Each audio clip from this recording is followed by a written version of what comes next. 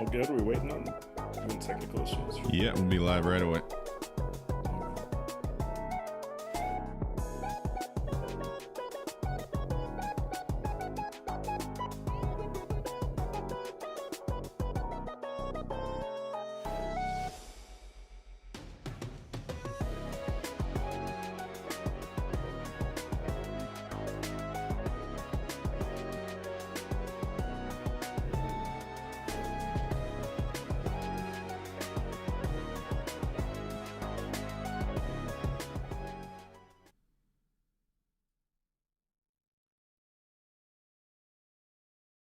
Good morning, good afternoon, or good evening, wherever you're joining us from around the world. Welcome to Web3 Warriors, episode 29, featuring Leo Kish from Crtx, and we will be discussing Web3 domains and Web3 content management and what will be the benefits in this blockchain space. Welcome, Leo. How are you doing today?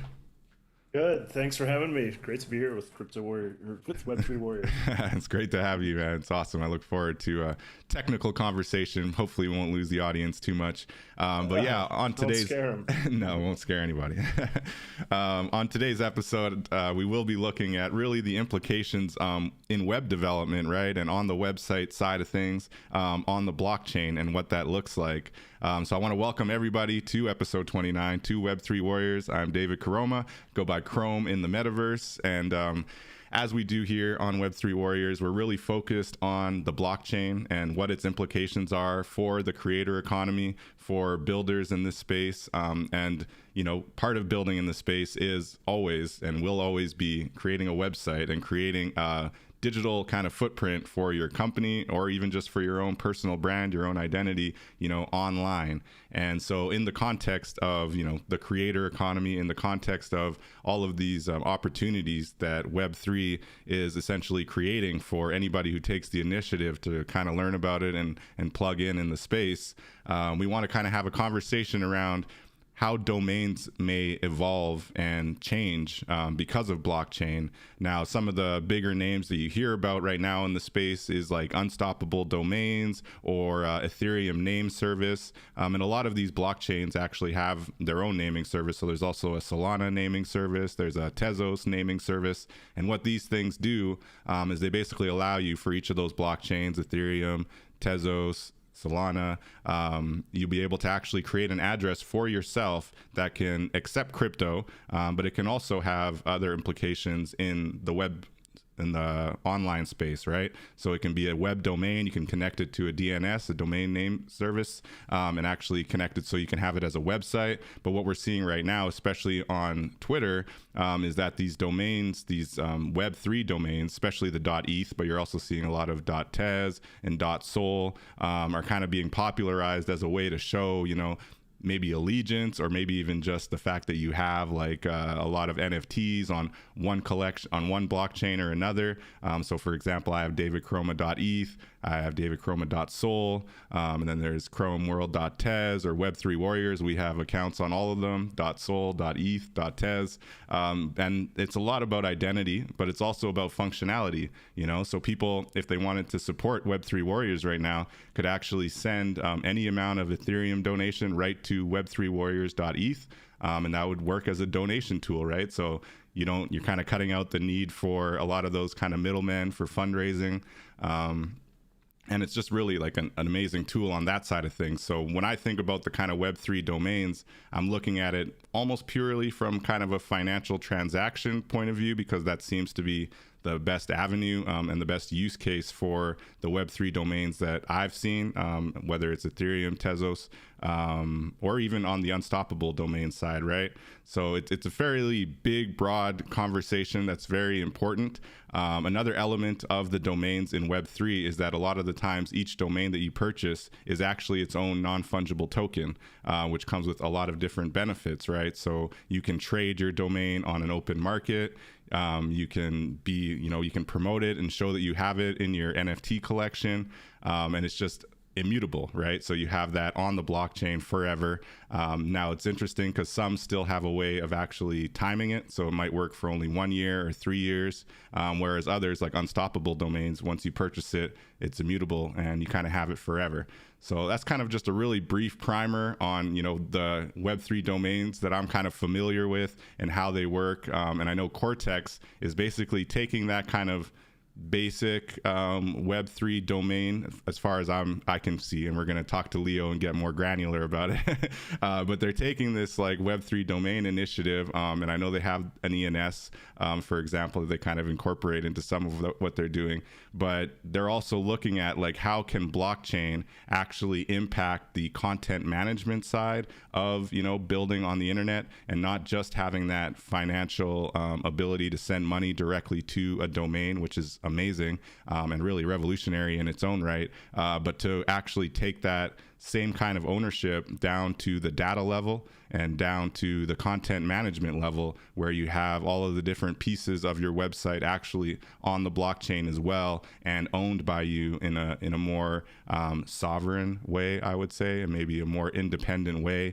And then that allows for a lot more versatility, you know? And in this age when I think we're looking at big data, we're looking at a lot of these big companies that obviously, you know, their bread and butter is just everything we do online and they make a lot of money off of it, right? So the question becomes, you know, how can blockchain kind of flip the script? You know, how can it change things for the better for people who are building online like ourselves and everybody who we talk to at Web3 Warriors, right? To actually take ownership of that data and to, you know, be able to use their data for themselves as opposed to maybe enriching, you know, Amazon or Google or whatever the case may be. So with that in mind, you know, looking at all of these elements, all of these different aspects of, you know, Web3 and domains and building on the blockchain, essentially, we are really grateful to have Leo Kish here from Crtx, a real expert in the space, building out a really innovative platform. So before maybe we get into the granular stuff, Leo, I do want to thank you again for joining us. And maybe you could just tell us a little bit about, you know, how did you get involved with Web3 and with the blockchain? Yeah, thank you so much, David. That was a really, really great introduction to the space right now, and looking forward to getting into how we're kind of extending it and deepening it for a lot of these use cases. I got into blockchain early on. You know, my background actually is in science and neuroscience. Even though the name Crtx is a little bit serendipitous, it wasn't really intended that way. But you know, when I was collecting a lot of data in my research and didn't really know how to use it, so I went back and got another degree in information systems and started doing digital health and made a bit of a name for myself in terms of bringing you know, a lot of user experience and design and like human interfaces with technology around healthcare, and it got me access to a lot of, you know, senior researchers in the field, you know, people like at Scripps Research Institute in San Diego. And the recurring theme we always came back to in digital health and with healthcare in general is that the problem is that, you know, there is no database of you, right? There's, you know, you may go to your doctor and they have a health record, and you go to a different doctor and they have a different health record. They don't share information. You know, there is no database of you. And so this was around the time that Bitcoin was starting to take off, like 2014 and 2015. And then and I was really intrigued by this idea because, you know, in the same way there's no database of you, what Bitcoin was showing is there can be kind of like be a bank of you, right? It's just your coins. There is a, you know, of course, the network, but the network isn't owned by anybody. It's run by not a person or a group of people, really. You know, there's the core devs maybe that make some decisions, but in essence, the network itself, the infrastructure is run by protocols. That's why we call it decentralized, right? Exactly. You know, at some point there might have been a centralized kind of figure that was, you know, letting it start, but it got decentralized to such an extent, and we don't know who that initial figure was, so that helps with the decentralization as well. Yeah, so that idea really intrigues me. Like, could we build a database of you that's decentralized in the same way, where you're actually the one in control of it? Nobody else can access that information unless you give them permission. So I connected with Josh, who's ultimately became my co-founder and CTO with Crtx, and actually connected with the leader of the Scripps Research Institute, Eric Topol, and we wrote a paper in 2015 about this idea in Nature Biotech. But, you know, in healthcare, you know, all the information that's out there right now is really controlled mostly by third parties. But I think the key and what we realized in starting to build out Ubase, the parent company of Crtx and Crtx itself, is that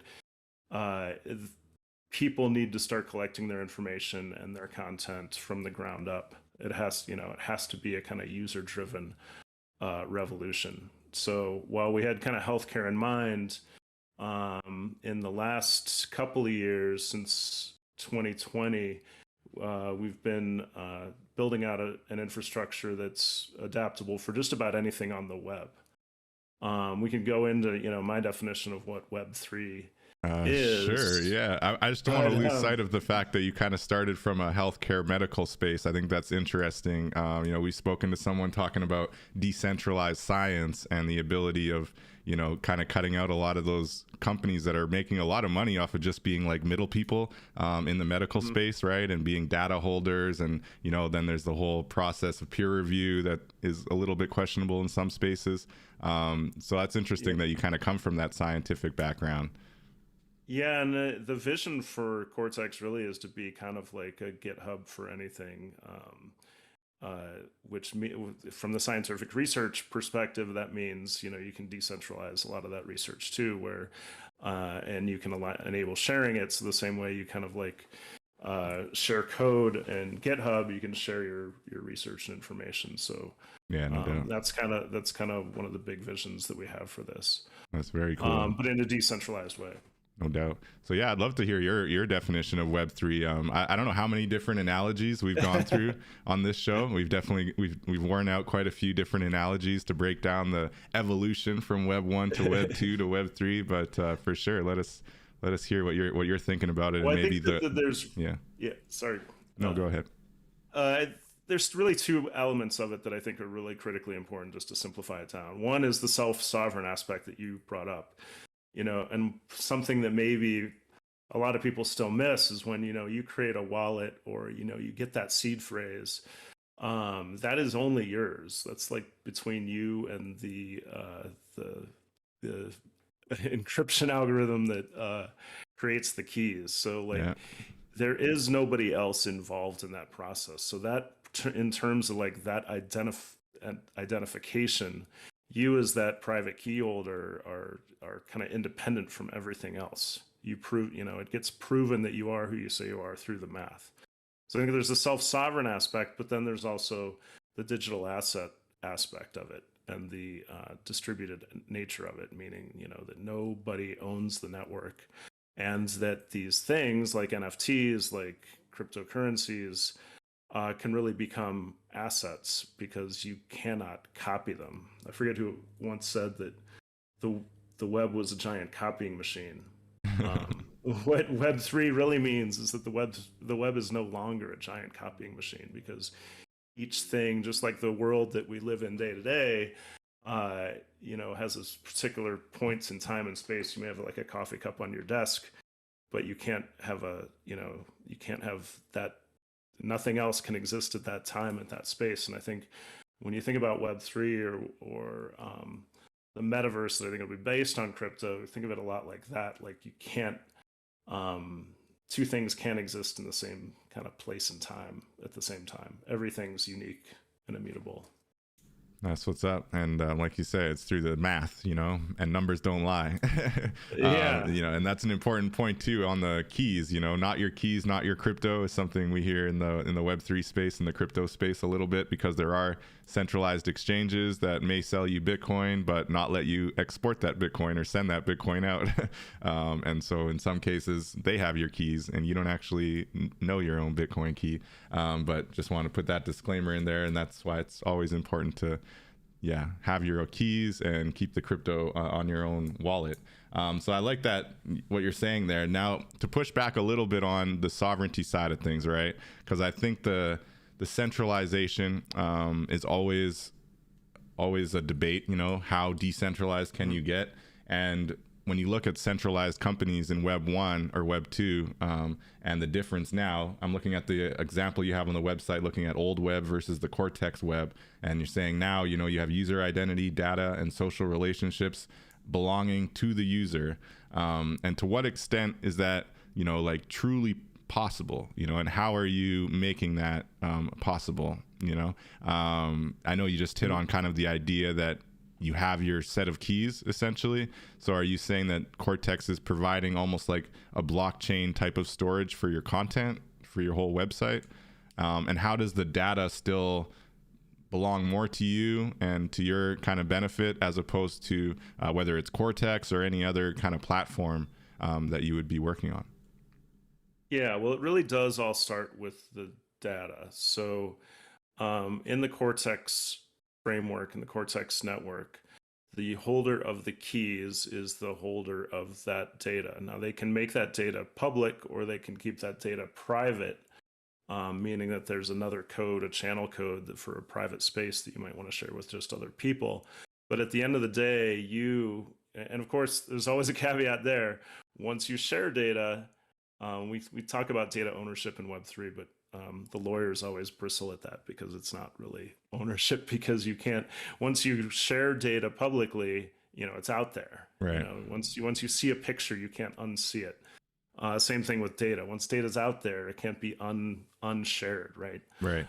So we need to be a little bit careful about those definitions. But at the end of the day, you can decide what information you decide to share and what information you don't, and it's controlled by the keys in the similar way, and it's held on IPFS, which is a decentralized infrastructure. So what that means is, like in our network, there will be publishers and users, and it'll be a proof of stake system, much like what Ethereum is moving towards now, towards proof of stake system, where you send your data to a publisher, and that publisher, it could be a social post, it could be, a new project plan that you're working on, it could be something like on a notebook that you'd normally put in Evernote or something like that. There's, it's really it's content. And that content can be sent to a publisher, and that publisher could be like an app, it could be a newspaper, it could be, a traditional kind of publisher, it could be a social network. And the publishers then, by staking CRTX tokens, then they can publish a certain amount over a certain amount of time. But at the end of the day, now you might get kicked off of a platform, like out of an application. Mm-hmm. But at the end of the day, you still own that information. The publisher doesn't own it. It belongs to you because you have the keys, so you can still decide what to do with it. So if you get deplatformed or something from one of these publishers that you're sending things to, they don't, if you get deplatformed from Twitch or from Facebook or Twitter today, they own your tweets. They own all the content that you've created, right? Right. This changes it so that the individual users and content creators, at the end of the day, will always have that content because they are the key holders. That's really neat. So when you say they're the key holders, you're saying that the starting point of the content essentially is the Cortex app, and the Cortex distribution, essentially. Like there's a Cortex distribution model where you have to hold CRTX tokens, right? Stake the token, and that allows you publishing rights. A little bit. Yes. So there'll be publishers and there'll be users. Users don't have to stake the CRTX tokens. They can just define whatever relationship they want to with a publisher, or they can become a publisher themselves and stake CRTX token. Anybody can become a publisher. Interesting. But I wouldn't say that the content starts with Cortex, because anything can become content. It's more about I guess that's what I'm trying to get at, is where that you put in. So where the point is centralized in that way. Yeah. So where's a good place to start with this? Just thinking about, you have a project that you would normally, push either onto your website, or you share it up on Twitter or Instagram. How can Cortex kind of allow you to have that ownership before you hit publish? Or would it be a scenario where you get that ownership, but only in the kind of context of like Cortex approved publishers kind of thing? So what we'll be releasing in the next few weeks actually is a way for you to start publishing your own. And this is just one example, but there will be others, because this is intended to be a platform, that others can build other kinds of applications on. I'll start with saying that when we talk about Web3, the web is content, right? When we talk about the web, what the web started with is HTTP, Hypertext Transfer Protocol, which is a protocol for distributing content, right? when we talk about Web3, we're talking about kind of right now a crypto, cryptocurrency or crypto token overlay on top of it in a lot of ways, right? Like we talk about NFTs, and you go out and you work with MetaMask, and you go to a website that can interact with the blockchain, and you can use your wallet. But at the end of the day, there still is no content distribution system that's decentralized, right? For sure. That's what got me so interested in this. That is what I think the Cortex right. Platform is trying to solve, is to create a content distribution protocol that's user owned and self-sovereign by the users, so that you can share this information. Now, in the same way, if you think of like Cortex becoming like an HTTP, it's kind of how content gets distributed. The DNSs work with HTTP, right, in Web 1, and now there's the decentralized DNSs, like you mentioned, like Handshake or ENS, Ethereum Name Service, the .eth domains, or ours. We work with Butterfly Protocol. Actually, our CTO wrote Butterfly Protocol, which is another distributed DNS. Oh, wow. So DNSs aren't really very valuable on their own, right? Like you can do a lot of things with the traditional DNS, you can have but you need to have an email infrastructure, you need to have a messaging infrastructure. You need to have all these other kind of protocols that work with it to make the DNS useful. So you can kind of think of like Cortex as that content distribution protocol in many ways, but it's user owned and allows for more self-sovereign and distributed content. So coming back, one of the things we'll be releasing in the next couple of weeks that's in our testnet right now is a way for you to start publishing your own websites in a completely decentralized way without knowing any crypto at all. Wow. And when what you see is what you get, kind of an interface. It'll be right now at hmn.domains. It's you can go out and claim your NFT domain, which is on Butterfly Protocol. It's a .hmn domain based on your Twitter name. So like I'm Leonard Kish on Twitter, so I have Leonard Kish .hmn, and HMN stands for human. Human. So and it's .hmn.eth though, right? If I saw that correctly, I was poking around on the site. Well, that's a cool kind of feature that we've added, is if you claim your HMN domain, you automatically get a .eth domain based on that as well. So if you grabbed chrome.hmn, you would also get chrome.hmn.eth as a subdomain of .eth that you can use just like a normal .eth domain. Yeah, I did. I applied for it on the Web3 Warriors account, and I got to transfer that ENS over. But it was cool to get the domain. I don't want to brush over the protocols though. You kind of it's an important piece, right? So when you're talking about protocols, you're not necessarily talking about a blockchain protocol, like any new like EIP or anything like that, right? You're talking about like an actual web protocol, and specifically the Butterfly Protocol. You said your CTO wrote. Well, that's a Butterfly. The Butterfly Protocol is a distributed DNS protocol. So essentially a smart contract for establishing ownership of different domain names. The Butterfly Protocols are a little bit different in that they are full NFTs. So that allows you to do a lot of the things that you normally do with NFTs currently. Like if you're creating game characters or anything like that, or you're creating a new, NFT PFP project, you can do all the same things you would do there, like use custom fields. Like you see some NFTs that maybe have like different power levels, or you see a lot of cool new features coming out around how people are. Yeah, basically using that metadata, right, to allow to kind of evolve and have changes. Yeah, so with Butterfly Protocol domains, you can do all that, and you can also issue subdomains, of course. So you could, if you had we'll just use it as an example, but World of Warcraft .hmn or some other domain, you could issue subdomains off of that could be characters, right?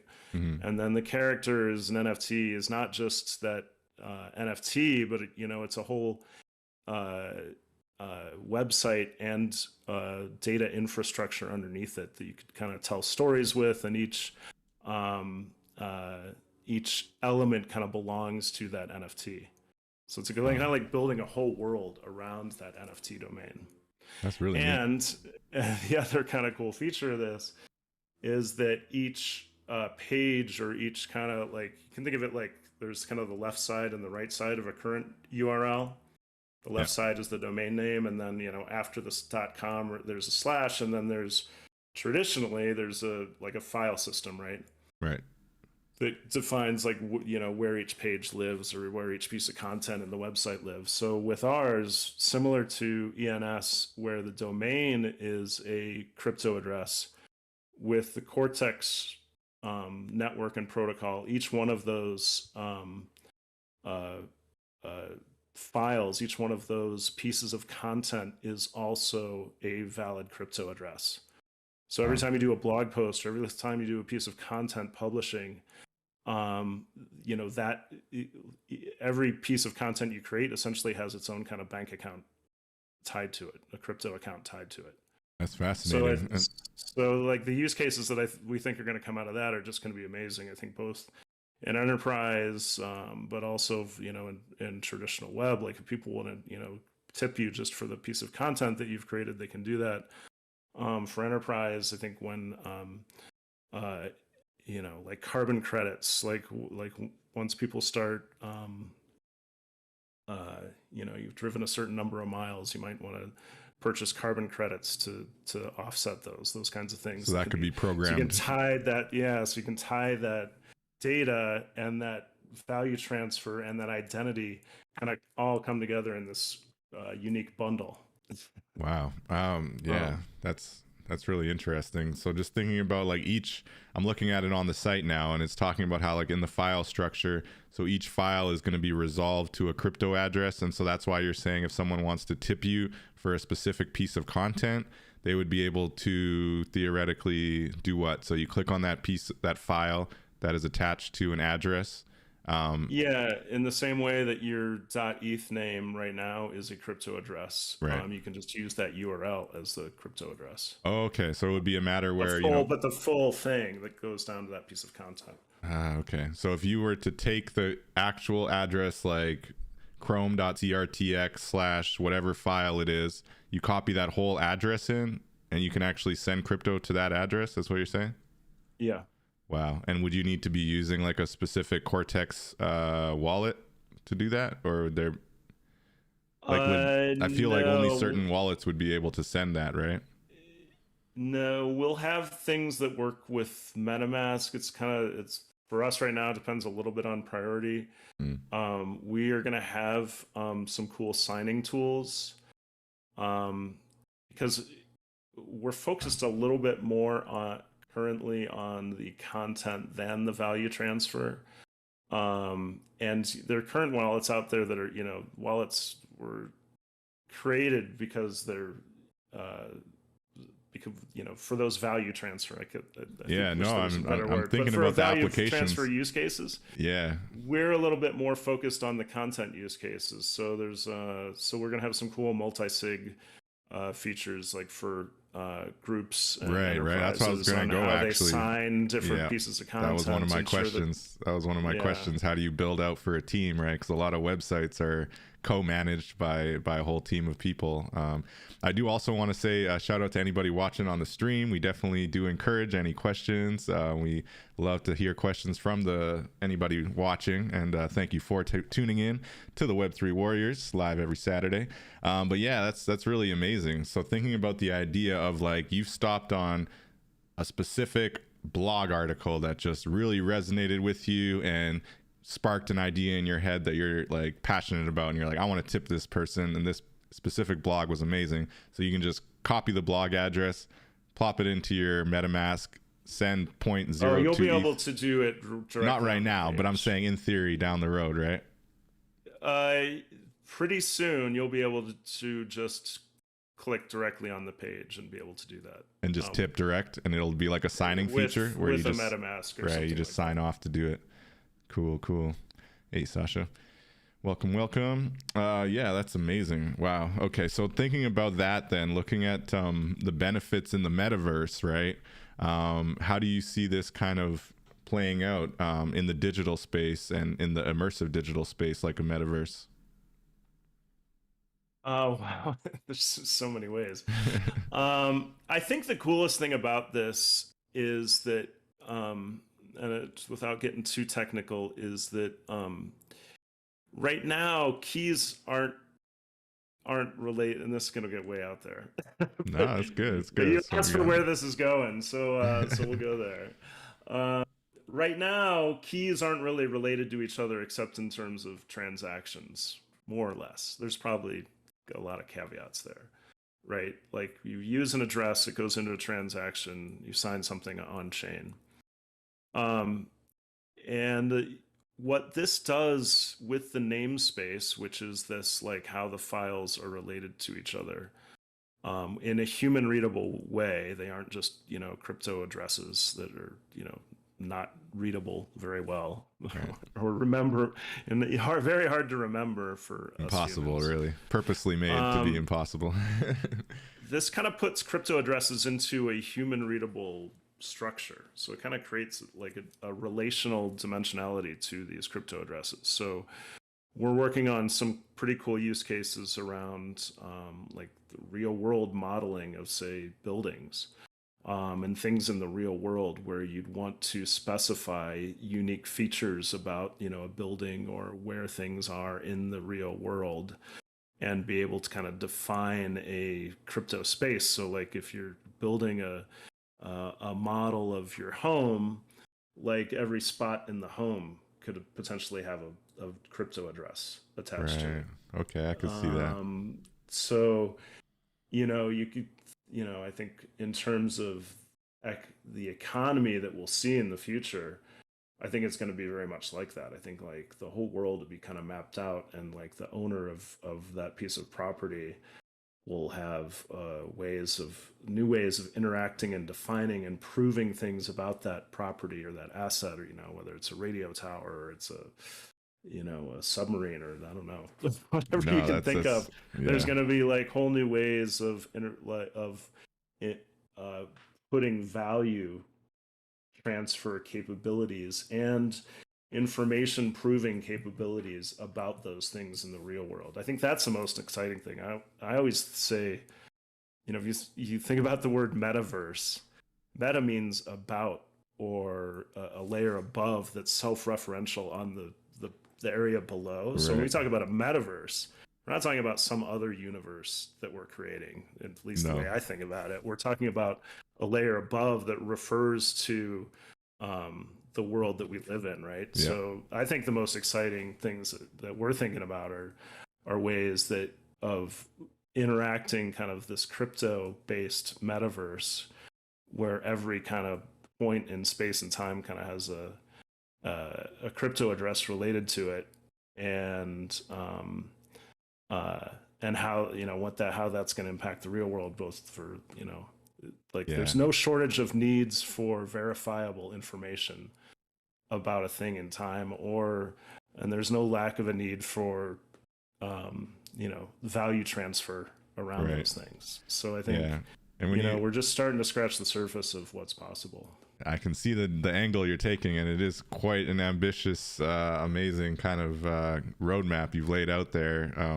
But looking at like the actual application, you talked about how using that name instead of the long digits for your wallet address, for sure. And I think that's kind of what, maybe ENS, for example, and some of these other places have kind of harped on, and like you said, been very focused on the transactional side of that. Like, you don't need to type in their wallet address anymore, just send it to chrome.eth or whatever. So that's a good advantage. But it sounds like everything else you just talked about, as far as having that kind of sovereign wallet attached to each layer of data, like that's the new thing that Cortex is really trying to bring to the stage, right? And looking at that protocol again, the way you had it laid out here, like you're essentially aiming to replace HTTP. Is that an accurate? Say that. Like replace? No, I mean I No. think Complement maybe. complement in a way that's user owned. Mm. Again, the lawyers don't like the Right, ownership right. word, but user controlled Yes. way, so that the data, ultimately you build your own world of content and information around you, and you as the key holder are the ones that can control that content. It'll always belong to you in the same way. Unless somebody steals your wallet, nobody can take your coins. Very cool. So I know you talked about how you're going to have the actual website publishing tool ideally ready in the next few weeks, couple weeks. Yeah, it's in testnet right now. So we have, and it'll be very much like WordPress or Squarespace or something, Right. or Very cool. something like that, where you just can just create a website on the fly. It'll be pretty basic at first, but all the things that we've talked about will be part of that. You might not be able to access them, but in the infrastructure, they're all there. And so it's just kind of like, at that point, it's just a matter of us kind of opening gateways to access that infrastructure. Is it a closed beta, or is there any way any listeners who are interested? They call it a closed alpha still, but closed alpha. But yeah. It will be an open beta in a matter of weeks. Okay. Is there any way people can just follow you on Twitter and check it out? Follow on Twitter, definitely. We are on Discord as well. I don't know if there's a way you can share that link. Yeah, actually, it should be sharing in the chat automatically, but I can drop it in there. Definitely anyone can join the Discord, and I will also pin it below in the description, and I'll have it in the podcast description too, no problem. And I should add that this is not a paid sponsorship. I just was really interested in the Crtx platform, so just putting that out there too. I don't know if people getting the wrong idea, but no, I really just, when I look at domains and I look at like this Web3 functionality, basically everything you just talked about is really cool, and is exactly where I think web development should be moving. So I got to ask, what blockchain does this function on? Because to have all of these different kind of layers of data pointing to a wallet, I imagine it's not on the mainnet Ethereum. So the HMN. So there's different aspects to it, right? There's the domains and the Butterfly Protocol domains, and Crtx as that kind of HTTP layer can work with. We'll eventually be able to work with other domains as well, but we're kind of custom built with Butterfly, and it's a little easier to integrate. Although you saw we did with what we did with the ETH.ETH subdomains, and we intend to work with everybody. Cool. But you can go out and get your HMN.domain now, and that is at HMN.domains on the web, or just at HMN domains on Twitter. You can go and grab those one for free, and it'll be based on your Twitter name. Eventually, you'll be able to get whatever one that you want.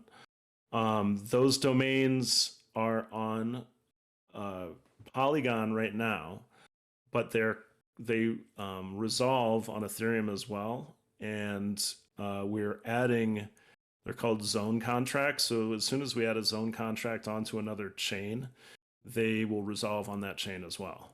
So right now, the .html domains are on Polygon, but they resolve on Ethereum, and soon they'll be able to resolve on Aleph0, which is a chain that does private smart contracts for enterprise use cases mostly. And it's pretty simple for us to add other chains at this point as well.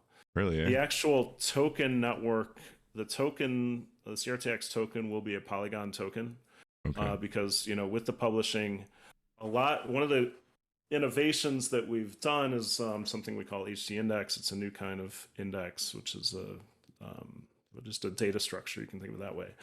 That has some really cool features, but one of them is it allows us to bundle up all these posts and commits and bits of content into a single verifiable hash that gets put on chain. So a single bit of proof that gets put on chain with the publishers.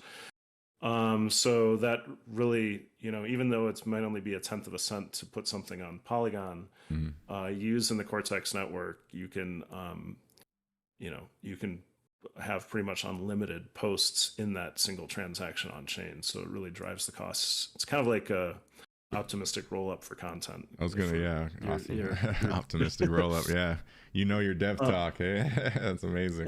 Yeah, that's what I was kind of thinking. It's like, so basically it's allowing all of the functions or all the transactions, microtransactions to happen and then be like put onto the Cortex block at one time in one transaction, which is like a fraction of a cent, right? Right. Wow. But most of the heavy lifting of like proving what's being published by whom and when happens in the HD index, which is mostly off chain.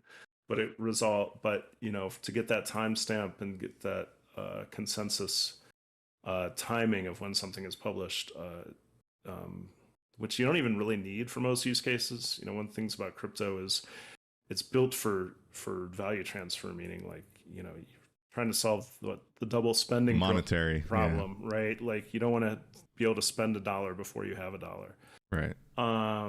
You don't really need that for a lot of content. So anyways, we don't need to go too deep into that. Yeah, no, I can see what you're saying though. You don't have to worry about too much of the granular, and it's not really as much of a transaction by transaction. You don't need every microtransaction it's noted. It's an eventual consistency model, but it doesn't have to be, it doesn't have to be resolved at that level for most things. Very cool. So in the sense of not necessarily something where you'd want to compare yourselves to the unstoppable domains or the .eth domains, you're really trying to kind of complement that infrastructure, you would say? Well, I'd say Butterfly Protocol, which we're built with, is more of maybe a competitor to those, but there's some distinctive features. But again, we're more of the content layer that could exist with all of those very cool decentralized domains. We're the decentralized way to attach user-owned content to those domains, as well as value transfer, like economic no, I like it. Pockets into that content as well. Decentralized user-owned content is what it's all about. And looking at, I know you've kind of gone into exactly how it's working, but when you look at the Web3 games and something that you had kind of talked about with, having that metadata where things can evolve and things can change over time. When you look at the Web3 gaming space, which I would say is kind of yet to take off. A lot of the ones that have taken off are, to your point, much more kind of monetary and transaction, financial based kind of quote unquote games. But when we're looking at a future where a Grand Theft Auto or, whatever amazing kind of more immersive typical video game experience has some type of blockchain crypto element incorporated, it looks like what you're kind of building would have a lot of potential implications for those type of Web3 games. Would that be accurate? I think so, because especially the online based ones. I think so. And we'd love, so if anybody out there is working on those projects, we'd love to talk with you and explore different use cases. But I think that being able to issue these subdomains that are also full NFTs that have this whole world of content and information, there are definitely ways that you can start to build the whole story of the character into this framework, and allow them to collect different crypto assets within this framework, right? Like within this whole data tree that kind of lives underneath that NFT character. And the NFT, they could also be the spaces, right? There's so many ways that I think this could be used for storytelling, both within a game and outside of games, around movies and other kind of, I think the possibilities are really endless, and we'd just love to explore more of those. Cool. Well, there you go. You heard it. We got some gamers in the audience for sure, and Web3 game developers specifically. So you might want to reach out to people at Crtx, reach out to Leo, and see where you might have some synergy there for sure. I did have a question again about that CRTX token. So if somebody is looking at this and is really liking what you guys are building and wants to get involved at the ground floor, is the CRTX token available on any exchanges, or how does one? No, we'll be launching that with the network. Okay. so that's not available now. We're looking at launching the network in a matter of months. Don't have an Cool. exact date yet, but we have a private sale right now, and we're getting close to filling that out. Okay. So, but no, the Join token the will be join the Discord launched if you and want to will see how go. that's working or what. The token, the token will be launched at the same time as the network, so that there is an actual use case for Yeah, yeah, no for the doubt. token that's live and all that, all that legal stuff. Yeah, I'm really curious to see, I guess like you said, it's going to be kind of WordPress style. But when you do have that initial beta for the publishing of the websites, how that looks, and then how that CRTX token kind of comes into play, and the idea of staking a certain amount of CRTX in order to publish, and then the publishers that you get as well, right? Are you concerned about not getting enough buy-in from the publisher side of things, or do you have like a plan B for that if for some reason and do you want to go mainstream, or are you No, really trying to lean into the independent publishers, I guess would be a better question.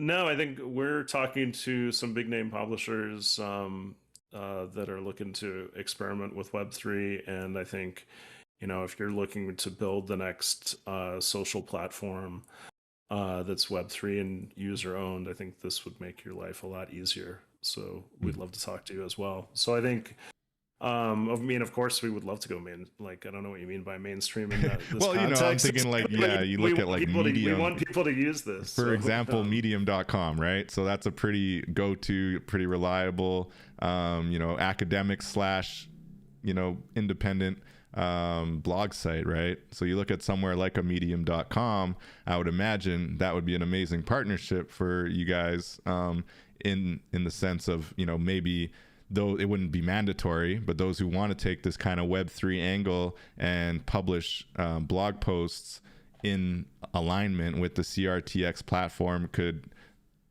potentially if have that set Medium up. wants to go Web3, we'd love to talk with them. And Jack, if you're listening and you want Yeah, that's it. you want to take Twitter to Web3, we'd love to talk with you. No doubt. We can make it easy. We can make it easy. Maybe you wait till Elon takes it over, and then you'll make the pitch. We got a good pitch for you. Elon, if you're listening, There you go. give me a call. That's what's up. Awesome. Well, no, I think you've hit on a lot of it. I mean, my main question going into this was really like, how can it be different? You do hear a lot of, I think, rose-colored glasses when it comes to Web3 and data.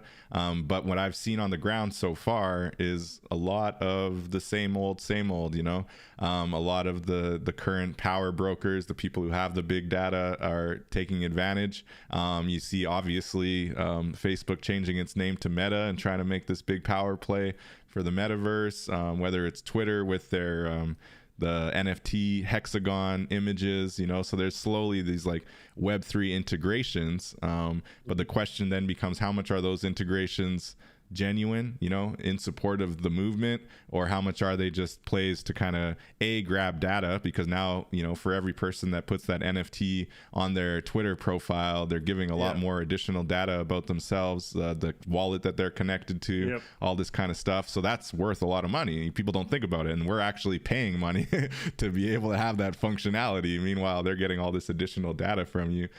So yeah, that was really what drew me into what you guys are talking about and what Crtx is kind of looking at. And I see these quote unquote mainstream publishers kind of tacitly testing the waters of Web3, and I get the sense they're really just looking at, how can we capitalize in the best way without necessarily even supporting the actual ethos, going back to Satoshi's white paper and the whole premise of decentralization and true ownership of these digital assets. So I guess that's my question. Like, maybe it's better off to try to take a more independent angle, but to your point, obviously you want to, I think for sure you have to be careful not to be led by maybe VCs, and I think, I won't name names, but I've seen a lot of it happen in the space where they're like, you can kind of feel like it's driven by the VCs. Like, what you got to do is you got to become the next Substack for Web3, or like, that just, and you see them like driving down this path where it just doesn't quite fit, and maybe the technology isn't quite there. Yeah, And yeah. then they start turning, and like changes get made, and like you see a lot And of it's people like just the kind of knowledge isn't even there, It's like they have yeah, knowledge of the numbers, but they don't yeah, have they're knowledge still of, trying to apply the Web 2 kind of model, but right. like making it Web 3 somehow. But Yeah. yeah, it's and the same thing we went through in healthcare, I think, is true here. Like you can't, it's going to be really difficult to try to enter and become core to this new space, working with the old players, right? Because they're gonna always default to protecting their share of the pie, right? Seems to be. So I think you always got to be careful, and I think at the end of the day, just like the most of crypto, things need to come from the ground up. So, and from the tech side, like if you want to, and this is not investment advice or whatever caveats never there, but financial advice here. if you want to do well in crypto, follow the technology, follow the developers. That's what's up. Because at the end of the day, they drive a lot of the economics. Like it's going to be driven by efficiency, and like there is no efficient Web3 content model right now. So that's the problem. What we're trying to solve, and make it efficient and make it usable by as many people as possible, as simply as possible. So really trying to solve for cost, complexity, and usability. I love it. And, your target audience here, you got 4 content creators for enterprise, and then for content publishers, developers, and applications. Just looking at this attachment that you shared, you're looking to build the next generation Web3 social and content driven apps, migrate to a web where users own and control their info, reducing costs and creating new ways to profit. That's what it's all about. That sounds like Web3 domains, Web3 internet, the future we want to see. Yeah, I think that's one thing that gets lost a lot in, and again, a lot of this is driven by FUD from the old right. players, because who knows how much, but there's a lot of FUD being spread, and it's not always grassroots FUD, right? It's right. being driven by people who have skin in the game and are trying to protect what they have. Most definitely.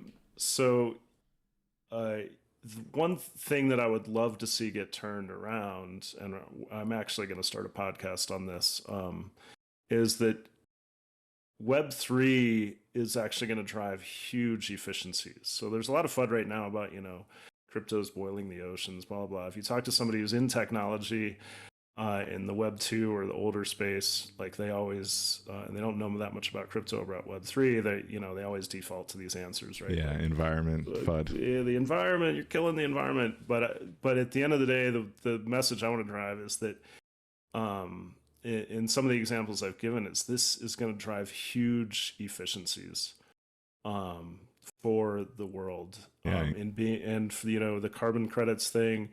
Once you can start to tie that value transfer to verifiable information in a scalable way, I mean, the efficiencies that are going to be driven are just astronomical. It's enormous. And even on the environmental side, I mean, even just looking at Bitcoin, and looking at alternative energy sources for mining, like that, they've said that that's already helping spur some innovation. But on the NFT side and the projects that are like doing all kinds of environmental initiatives, tracking things better, putting things on the blockchain. It's really next level, I have a lot of faith in the blockchain, not only being good for the environment, but actually pushing innovation in such a way that is enormously helpful to the environment and society, Yeah, the regen movement. Right, exactly. Regen, conservation on the blockchain. There's so much to be done, like so many efficiencies to find and ways to improve things. So yeah, it's amazing. So Crtx looking to solve cost, scalability, and complexity. Really cool. Thank you so much. I do want to give a chance if anybody in the chat has any last questions. We're going to wind down here right away. As I always close up with these episodes, you've kind of just touched on it. So we don't have to dwell on it too long, but I do want to hear, when you're looking at the people that are kind of listening to the FUD and are hesitant to get involved in the blockchain and really take advantage of the technology, what do you say to them, and how are you kind of helping to, it looks like you're actually looking at onboarding enterprise even from a Crtx point of view. So how does that conversation kind of go forward, and have you kind of found a way to maybe work your way around certain roadblocks when having those conversations? Well, for one, it's a little self-serving, I always say, so I apologize for that. But one is we're trying to make HMN domains as simple as possible for anybody to get. So you can use a magic wallet. You don't even need a crypto wallet to get started at HMN.domains. They're free. We're trying to get rid of as many of those roadblocks that there are, and then just make it as simple as possible for people to start experiencing and playing around in this environment. So if you're an artist or whatever, or a music producer, or a video producer, whatever, start playing around with this stuff. And if you don't do that, just go try and have some fun, like in a low risk way. Go on OpenSea, go, find some, NFTs that are less than $1. There's just so much out there. Just especially start right playing now in around. this bear market. There's nothing to be scared of. Like put 10 Polygon in your wallet, and just go play around with stuff and just see what you can do. Like, I would just say, like anything, the hardest part is just getting started. So, for sure, this is because of those efficiencies. I can guarantee you this is the way the world will go. Not because, a bunch of like people like me are driving it or pushing people into it. It's going to happen because it's efficient and it solves a lot of problems that exist in Web2 today. Exactly. Like privacy and security and and even transactions, mind control. Mind control, yeah. The narrative being defined and enforced down our throats. But when you look at that magic wallet, actually, I didn't want to gloss over that. I was a little curious because I'm not familiar personally. I never used it. So it's essentially like a self-sovereign wallet that's not technically a crypto wallet. Is that how I'm reading it? I wouldn't. Self-sovereign is probably not the not even sovereign. So would you call it a custodial they are wallet? Managing the keys, kind of like Coinbase or somebody else. Yeah, like yeah. that. So you'd say it's a custodial wallet. I would say it's just a stepping stone to make it easy. Okay. Eventually, if you get some money, you probably want to move off to something. Eventually, get a hardware wallet, people. Yeah, hardware wallets doesn't have to be your first step. But yeah, eventually you want that cold wallet for sure. But yeah, MetaMask and other decentralized wallets are the way to go to actually have the ownership of your digital assets. But yeah, cool. Yeah, I was curious about the Magic Wallet. I'll have to look into that a little bit, but definitely not as interested with off-chain wallets or custodial wallets, as they're sometimes called. Yep. Well, thanks so much, Leo. I think we touched on a lot of really important points here.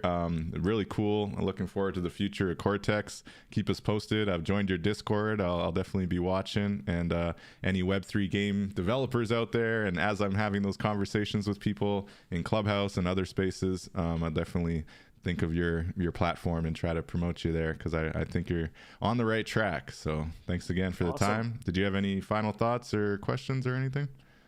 I think we've covered it.